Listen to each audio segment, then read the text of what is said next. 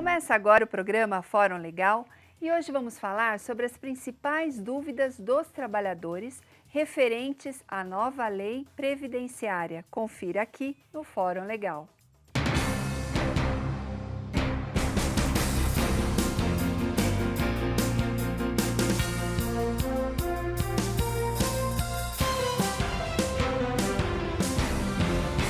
Nossa convidada de hoje é a doutora Adriana Sato, advogada do Sintoresp, especialista em direito previdenciário. Olá, doutora, prazer em revê-la aqui no Fórum Legal. Também sou muito feliz pelo convite.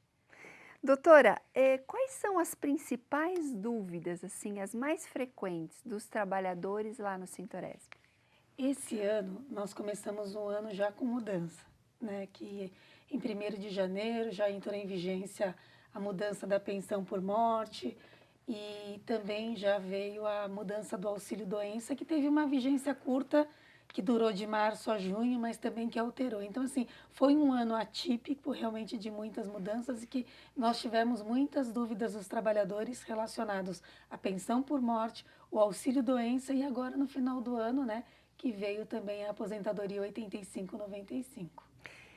Então vamos falar um pouquinho da aposentadoria 85/95. O que eles perguntam mais? Qual a principal dúvida? Na verdade, não é nem dúvida, hoje é um pavor, né?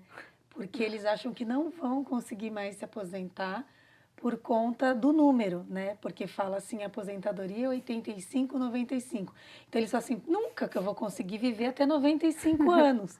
E não é bem essa situação, né? O número 85/95 tem que ser a soma da idade mais um tempo de contribuição mínimo. Então é essa situação que eles só se acalmam depois que a gente explica.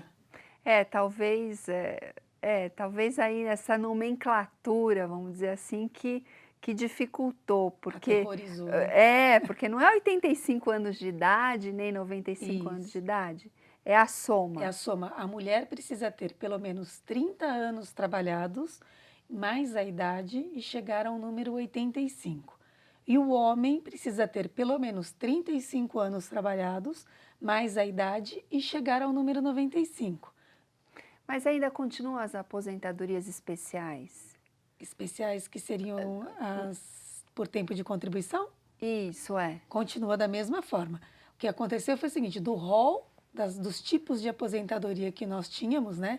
Que é aposentadoria por idade, homem com 65 anos, mulher com 60 anos e pelo menos 15 anos trabalhados, aposentadoria por tempo de contribuição, homem com 35 anos trabalhados e mulher com 30 anos, independente da idade e sujeito ao fator previdenciário, aposentadoria ou aposentadoria por invalidez, que é aquela decorrente da doença. Então, além dessas aposentadorias, foi acrescida a aposentadoria 85/95, que nada mais é que uma reformulação do que era aposentadoria por tempo de contribuição, viabilizando o trabalhador chegar a uma aposentadoria sem a incidência do fator previdenciário 5 anos antes, né?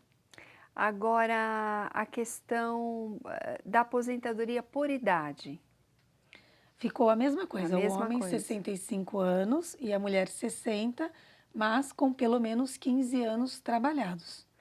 Agora, o que mudou na questão da pensão por morte?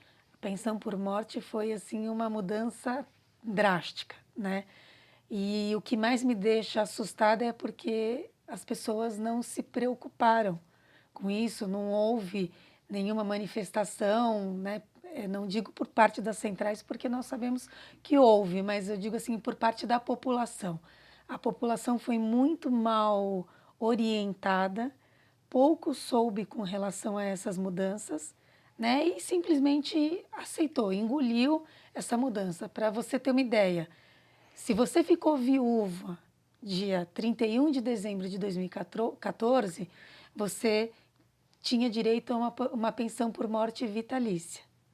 Se você ficou viúva a partir de 1º de janeiro de 2015, a sua pensão, além de não ser mais de 100%, passou a ser de 60%, ela passou a ter um prazo de validade e, no caso de quem vive em união estável, há a necessidade da prova de pelo menos 2 anos de convivência.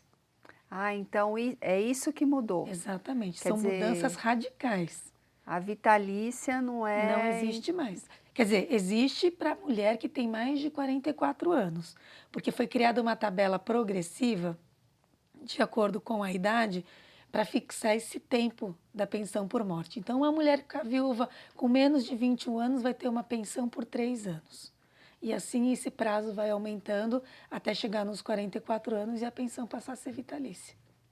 Então, e quando os trabalhadores te procuram?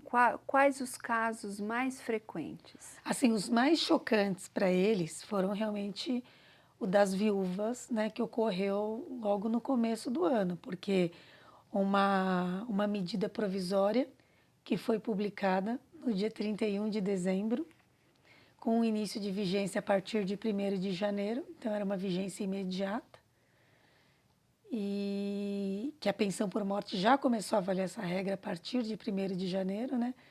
Então, assim, você tinha um conhecimento de um vizinho, de um parente que tinha direito sob uma condição, que era aquela condição que nós tínhamos 100%, vitalícia, né? E aí você chega, vai dar entrada na sua aposentadoria e uma pessoa chega e fala para você, para aposentadoria, não, você vai dar entrada na pensão, aí a pessoa fala para você, olha, a sua pensão não vai ser mais vitalícia, agora vai ter um tempo certo, e quando chegar o prazo desse tempo, acabou e não tem mais o que se questionar. E o valor, que é o pior de tudo, que de 100% passou a ser de 60%. Mas e na questão quando envolve menores, por Cada exemplo? menor vai ter direito a uma cota de 10%. Então, a pensão da viúva e dos filhos pode chegar a 100%, desde que o casal tenha pelo menos 4 filhos, né? Então, 60 da viúva, mais 10% de cada filho, chega a 100%. Só que, sob a regra anterior, esse 100% era mantido de forma vitalícia. Agora, não mais. Agora, a cota de cada filho de 10% vai saindo da pensão conforme o filho atinge a maioridade. Esse é que é o problema, porque depois, quer dizer, tem a questão da escola, dos gastos. E todo mundo sabe que nem sempre um adolescente quase adulto, né, aos 18 anos já tem uma independência financeira, né? Muitas vezes ainda depende da família. A gente tem casos, óbvio, de pessoas que começam a trabalhar muito cedo, tal, mas, né, hoje a gente vê muito adolescente aí que entrando na vida adulta que ainda vive com os pais, né, por conta da dificuldade em se pagar um aluguel, em ter um salário, que você consiga arcar com essas despesas sozinho, né? Conseguir um emprego no mercado. Exatamente. Agora, e a questão da aposentadoria por invalidez? A aposentadoria por invalidez continua a mesma coisa, né, onde o segurado, trabalhador que ficou doente, né, ou sofreu um acidente, ele permaneceu incapaz para o trabalho, né, foi afastado pelo auxílio-doença, e aí, na perícia, o perito, ele detecta que essa incapacidade ela é total e permanente. Então, a pessoa não tem condições de retornar ao trabalho, né, e também não é passível de reabilitação profissional. Então, nesses casos, o perito atesta, né, pela aposentadoria por invalidez. E na categoria você chegou a atender algum caso desse, de aposentadoria por Sim, invalidez? sim, nós temos bastante casos de Quais são aposentadoria. os mais frequentes, assim, que você Hoje, percebe? hoje nós sofremos muito com assédio moral, né? A nossa categoria é uma categoria que trabalha muito. Normalmente tem uma jornada de 10, 12 horas, né, por dia. E a pressão psicológica do empregador, do superior hierárquico sobre o trabalhador é muito grande. E vem desencadeando, isso já acontece já há pelo menos uns 10 anos, né? Essa situação da pressão, até por conta que a gente também vive numa sociedade diferente, né? De 10 anos atrás, tudo mudou, aumentou o trânsito, o estresse das pessoas com que você vai lidar é muito maior, então você acaba descontando que, sem querer, em quem está te servindo, que muitas vezes é o garçom, a camareira, que são as pessoas que estão lhe atendendo. Às vezes você não está num dia bom, né, e acaba descontando, e o superior hierárquico nem sempre acha que é um acaso do destino que a pessoa não estava bem e acabou descontando na pessoa errada na hora errada. Muitas vezes acha que a culpa é do trabalhador e acaba submetendo esse trabalhador à pressão. E os trabalhadores acabam desenvolvendo problemas psiquiátricos, né? Que a gente luta bastante para que haja o reconhecimento por parte do INSS. E aí, em alguns casos, quando a situação é extremamente grave, a gente tem tido casos de afastamento e posterior aposentadoria por invalidez. Mas aí ingressa também com ação, né, doutora? Alguns, a grande maioria sim, né? Na verdade, assim, hoje o INSS ele só concede aposentadoria por invalidez quando realmente a situação é extremamente grave, né? De um acidente que realmente prejudicou muito a capacidade laboral da pessoa, que até chega a não permitir a reabilitação profissional, ou então aqueles casos mesmo que a pessoa teve um derrame, um infarto e ficou totalmente em estado vegetativo, né? E eles acabam aposentando por Caso invalidez. contrário, Com muita luta. com muita luta. Então, mas a gente percebe que isso está assim em todas as categorias, Sim. né? Essa questão do... mesmo assim o INSS ele não mudou essa visão? Do meu ponto de vista, eu acho que o grande problema do INSS é que não há peritos especialistas para atender, né? Então, o que acontece? Muitas vezes é um clínico geral que atende um segurado com problema psiquiátrico.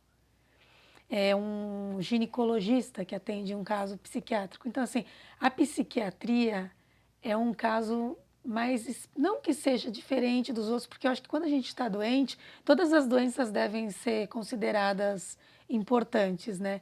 Mas é que o problema da psiquiatria é que ela é pouco entendida, né? Então, assim, o que acontece com o trabalhador? Muitas vezes ele é abandonado pelos próprios familiares, porque não conseguem entender o problema de saúde dele, acha que é frescura ou que é Sim, corpo antigamente mole. nem dava bola para isso, né? Exatamente. E nem sempre é assim, né? A gente tem casos ali de pessoas muito jovens, de 20 anos, que estão tendo surtos. E assim, estão chegando em estados assim extremamente graves e por conta de assédio na empresa. Então tá na hora deles mudarem, né? Acompanharem o que está acontecendo. Começar a implantar um programa, né, para que eu acho que há necessidade de uma adequação por parte das empresas, do INSS. Como está tendo toda a adequação na parte tributária, está mudando tudo e a gente está tendo que se adequar, também há necessidade de um treinamento melhor para o ser humano, para que o ser humano comece também a aprender a lidar com essa situação do estresse e não passar para o seu, né, empregado ou então para a pessoa em que é subordinada a você. Agora, existe algum projeto de lei que pretende mudar algo na questão do direito previdenciário ainda? Nós estamos aguardando, né, a decisão do Supremo relacionada à desaposentação, uma vez que a presidente vetou o projeto de lei, que foi aprovado pela Câmara e pelo Senado, e, então, estamos na esperança, né, de que haja alguma mudança assim, que possa ajudar um pouco os aposentados que estão tendo ainda reajustes muito inferiores ao salário mínimo, né? Mas o que você acha dessa regra, dessa nova regra? Da 85/95, Sim. ela é boa, mas para quem vai adquirir esse direito até 2017, né? Porque a partir de 1 de janeiro de 2018, ela vai aumentar um ponto até chegar em 2023, quando ela passa a ser 90 para mulher e 100 para homem. Tudo por conta pela expectativa de vida? Exato. Segundo o governo, sim, né? Porque estranhamente o brasileiro começou a ficar mais velho depois que foi criado o fator previdenciário, né? Ficando mais velho deveria viver melhor, não é, doutora? Pois é, e o que a gente vê é que a situação está totalmente... Assim, eu acho que hoje a gente precisa mudar o alicerce, né? Para a gente poder querer pensar em mudar alguma coisa além do alicerce, porque o nosso alicerce está muito frágil. Então, assim, muitas condutas precisam ser mudadas, né? E que o exemplo venha do governo e para a gente poder melhorar o nosso país. Vamos esperar, né? É. Obrigada, doutora, pela Obrigada. presença. Chegamos ao final do programa Fórum Legal. Quer rever o programa? Acesse o nosso site sintoresp.com.br ou no youtube.com/sintoresp, canal Fórum Legal. Nos acompanhe pelas redes, pelo Facebook e Twitter, no endereço que aparece aí na sua tela. Obrigada pela sua companhia, uma ótima semana para você e até a próxima.